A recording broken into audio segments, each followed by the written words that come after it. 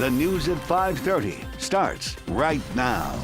We begin tonight with a man's life might be forever changed following an overnight shooting. San Antonio police say he was trying to stop an attempted armed robbery of his own vehicle when he was shot by the suspect. Our Jonathan Cotto spoke with the victim's brother, and he gives us an update on his condition. He may never walk again.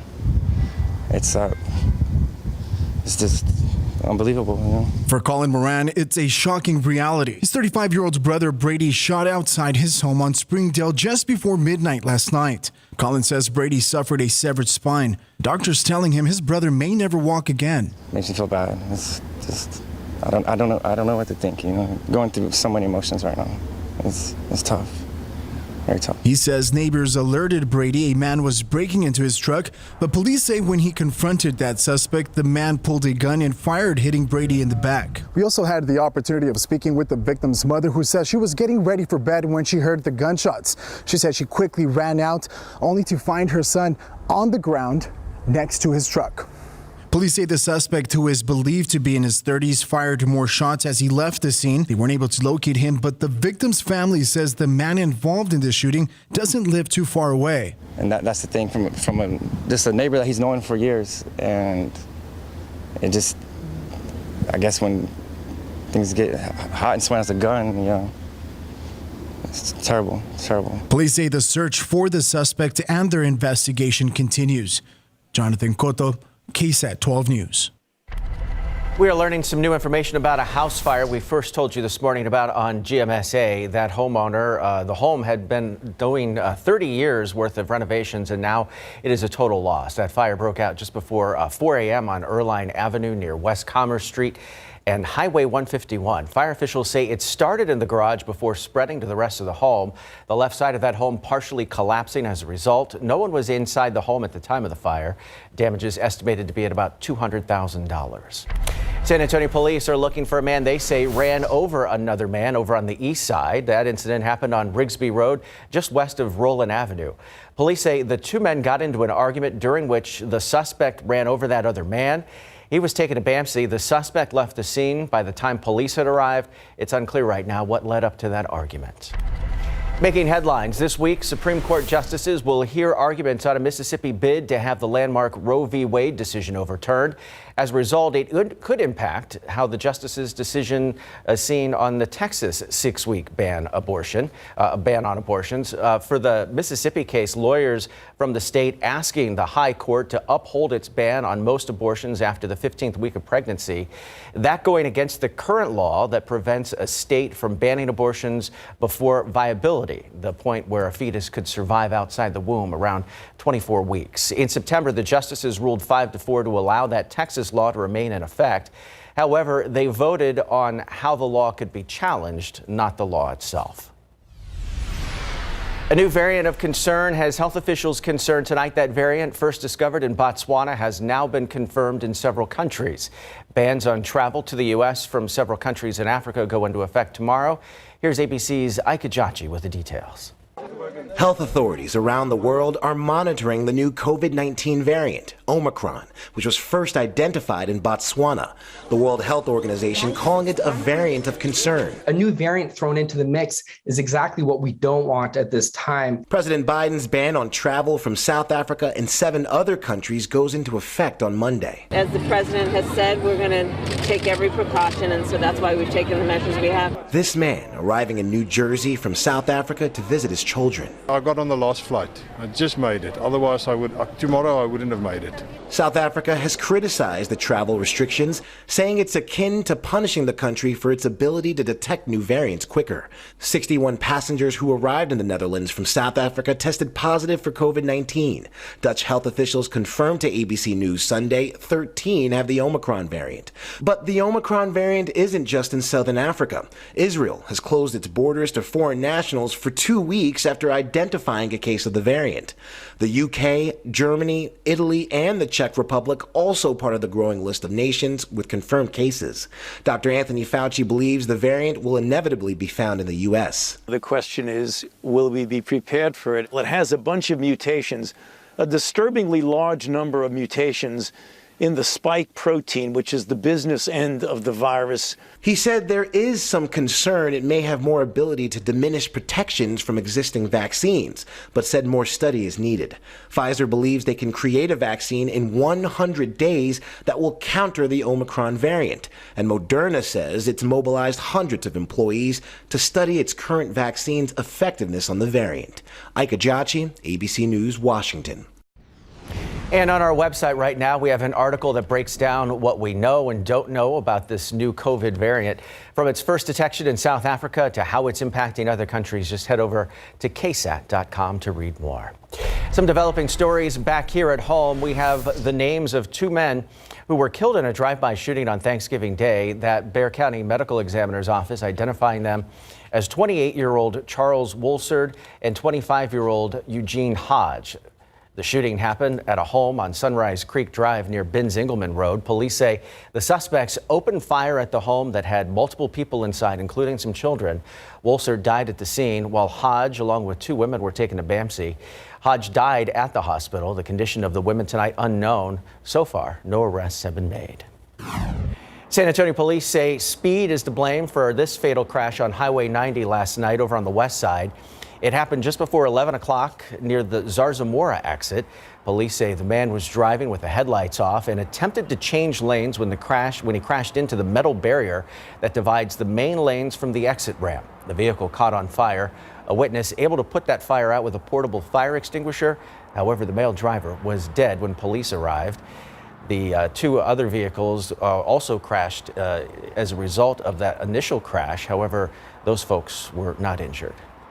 The Bexar County Medical Examiner's Office is working to identify a man who was hit and killed by a vehicle while trying to cross the street over on the west side. This happened just before 3 a.m. on Culebra Road between Petranco and Ingram Roads. Police say the man was not in the crosswalk when he was hit. The driver did stay at the scene and called police. The man who was hit was taken to University Hospital, where he later died from his injuries. Police say the driver will not face any charges. Still ahead on the news at 5:30, if you have family and friends heading back home today, you might want to wish them luck. YTSA says today is going to be a record-breaking day for travel since the pandemic began. The end of the Thanksgiving weekend shaping up to be one of the busiest days for air travel since the pandemic began back in 2020. The TSA expects to screen 2.4 million travelers today. That's also the most passengers screened in one day since the pandemic began. More than 2 million travelers every day have passed through security at airports across the country for much of the last week. Travelers facing long lines of air traffic before they even get into the terminal. Security lines were over an hour long. Just to check a bag was probably 30 minutes. And we almost missed our flight. And once we got off the little shuttle, we ran. We thought we were going to get here early, but once we got in through with all the traffic, it seemed like the time was going really fast. Long lines at the airport may be part of the reason why, according to AAA, 90% of travelers said driving was their preferred mode of travel this year. Gas prices, though, are up more than $1 from this time last year, with the national average now sitting at $3.39 per gallon. Well, if we did have folks hitting the road today, thankfully the weather across Texas, not just here at home, but also across the majority of the Lone Star State, was much better than it was yesterday. Yesterday was messy, a very chilly day, but some big improvement today with the return of sunshine. It was nice to see that sun. We really hadn't seen a whole lot of it since Thanksgiving Day. So good to see the sun today, and that did help to boost our temperatures into the 70s for some of us. A quick cool down tonight, and then another very seasonable day tomorrow. We'll talk about your work week forecast coming up. But first, the aquifer on this Sunday is up just 0.3 of a foot, and another quiet pollen count despite yesterday's light rain and higher humidity. Molds are still low today with a count of 390. We'll be right back. After being forced inside all day yesterday, a nice change out there today. Oh, yeah, very, very nice. And right off the top here, I've got to correct the pollen count. Mold is low, but it's actually a little bit lower than what that previous count showed. Yesterday, we were at 390. Today, We are at 230. So a quick little correction there for you. Hanukkah does begin tonight, and we want to wish those of you who celebrate Hanukkah a happy Hanukkah. Any festivities tonight?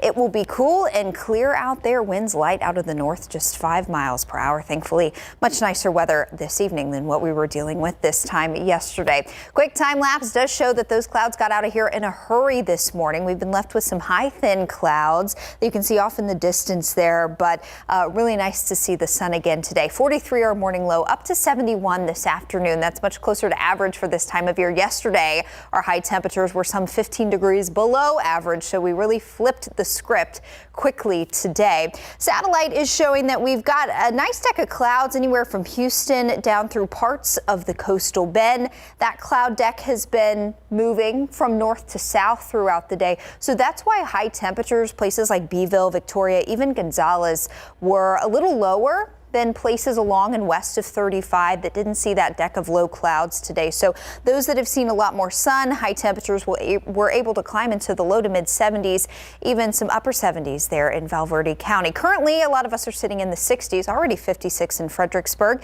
68 in Pleasanton, 69 in Hondo.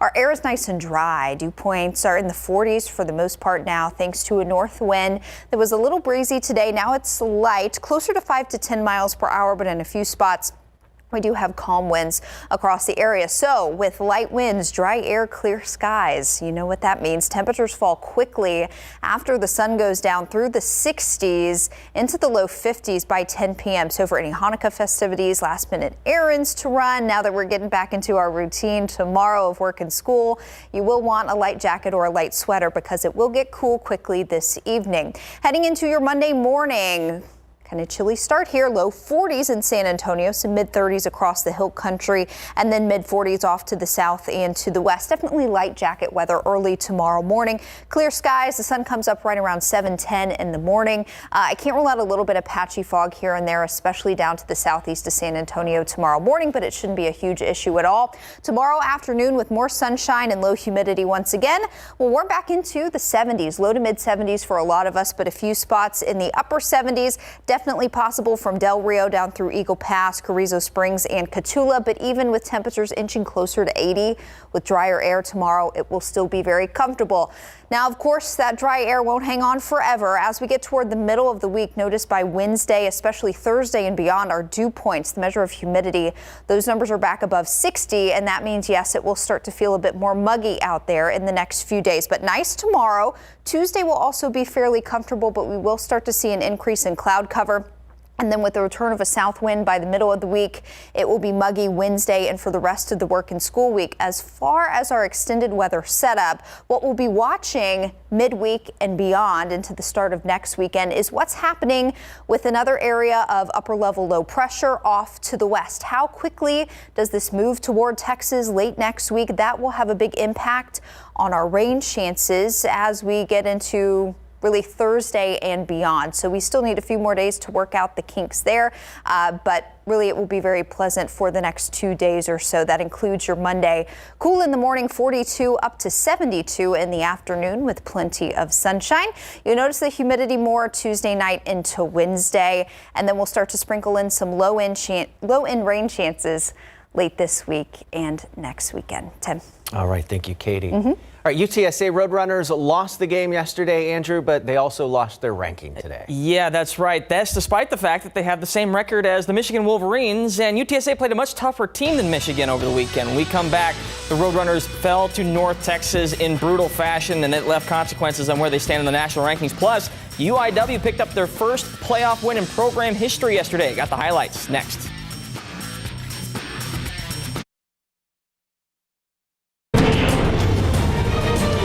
Certainly didn't look like themselves in yesterday's regular season finale against North Texas, and it showed on the scoreboard in a 45-23 loss, their first of the year. The biggest culprit was a trio of first-half fumbles, 2 on special teams, and short fields helped the Mean Green jump out to a 31-13 halftime lead, marking the second straight week that the Roadrunners allowed 24 or more points in the first half. UNT won both line of scrimmages all day long, racking up 340 rushing yards, and the Roadrunners couldn't generate any momentum on offense as their undefeated season slipped away in the rain. Head coach Jeff Traylor did say that the weather played a factor. they're a really good team at running the football. And when you turn the ball over, the rain negated our passing game. And when you take away our 3 receivers from us, that's hard, right? We're not an offense that can just line up and physically impose our will on somebody. We have to have other ways to move the ball down the field. We're a nice complementary football team, and we didn't have any compliments tonight. We're going to have a couple of things to fix, and like I said, UNT was a great squad. They're great up front, and the running backs are really good as well. So, it is what it is. Following the loss, UTSA dropped out of the national rankings entirely in both the AP Top 25 and AFCA Coaches Poll. The Roadrunners are still Conference USA West Division champions. They will play Western Kentucky in the CUSA title game at the Alamo Dome Friday night at 6 p.m. The Roadrunners defeated the Hilltoppers earlier this year on the road, 52-46. For the first time in program history, UIW has won a playoff game. The Cardinals came from behind to defeat Stephen F. Austin 35-28 in overtime at Benson Stadium yesterday afternoon. Quarterback Cameron Ward accounted for all 5 of the Cardinals' touchdowns, 4 passing and 1 rushing. He finished with 54 completions for 328 yards and found Robert Farrell for the game winner in OT. This also marks the first time UIW has won an overtime game in Division I program history. The road only gets tougher from here, though. Next up, the Cardinals will travel to Huntsville to take on Sam Houston State. Kickoff next Saturday is set for 2 p.m. Texas A&M wrapped up their regular season last night with a heartbreaking loss to LSU in Death Valley, dropping the Aggies to 8-4 overall. After a tough first half, quarterback Zach Calzado rallied to complete 20 passes for 242 yards and 3 touchdowns, 2 of which went to Jalen Preston in the fourth quarter. His incredible 32-yard catch and run against the grain gave the Aggies a late 24-20 lead with 7.5 minutes to play. But A&M couldn't run out the clock, and the Tigers scored the game-winning touchdown with 20 seconds left in regulation. The Aggies also couldn't run the ball at all. They were held to just 54 total yards rushing, roughly a quarter of what they usually produce. Got beat. Just couldn't move them. They were big guys. They were playing 5-man. They were playing bear. They were playing double eagle and 4 eyes, and they were a bunch of. They were trying to stop it, and they were giving us the pass. That's why we had to get there. And they were big bodies of 330, 40 pounds. So they played it. And I mean, it's like when they played Alabama and some of those teams inside. Then we got some outside game going finally, and got some mix and got some passing and got them out of there, and then mixed it up. But you had to keep good balance in what we did. But they're big, strong guys, and what they play is based to stop the run. Texas A&M finished their regular season ranked 24th in the AP Top 25.